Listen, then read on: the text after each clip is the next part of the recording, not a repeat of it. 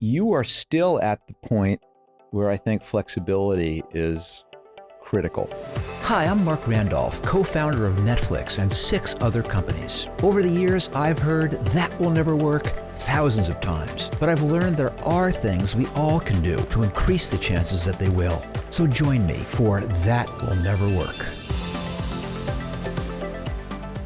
As you're picking people for these next key roles, you are still at the point where I think flexibility is critical.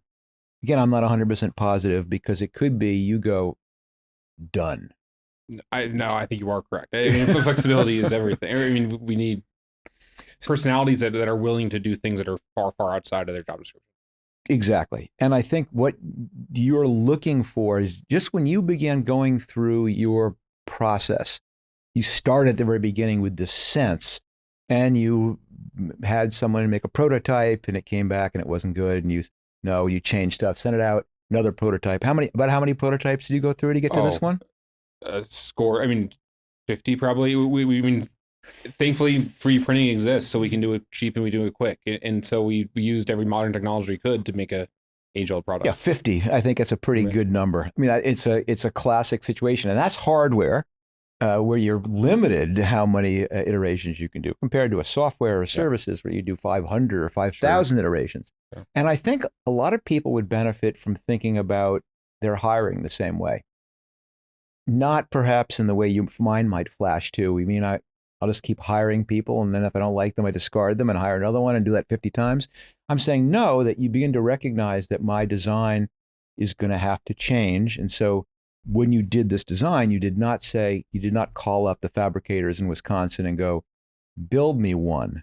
Right. You said, I'm going to do one down and dirty, and I'm going to do it quick and cheap because I know I'm going to be flexible.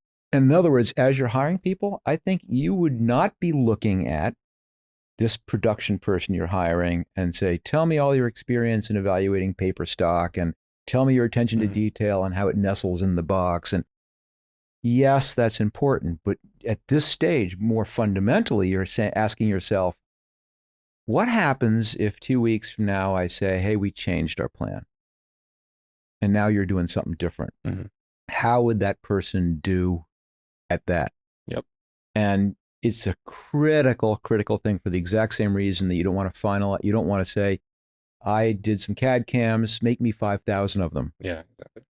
It's the same reason. I think it's the exact same approach when you're hiring. So in a nutshell, it's pick the key things and push out as much as you can. And even for the key things, until you have this elusive, repeatable, scalable model, or in your case, I'd probably say it's more product market fit.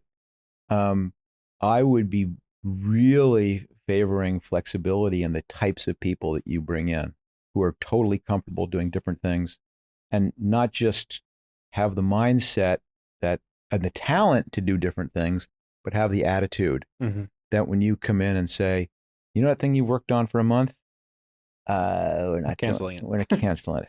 And have them, rather than sulky and bummed, they get excited because now they get something new and cool to work on. I love that you've described like a number of our team members now. I mean, one just joined this week, so we'll see. I have promising thoughts.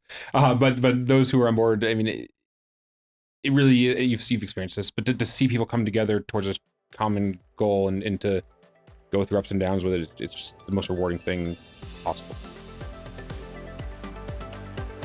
Thanks for watching. And if you liked what you saw, I'd love you to subscribe.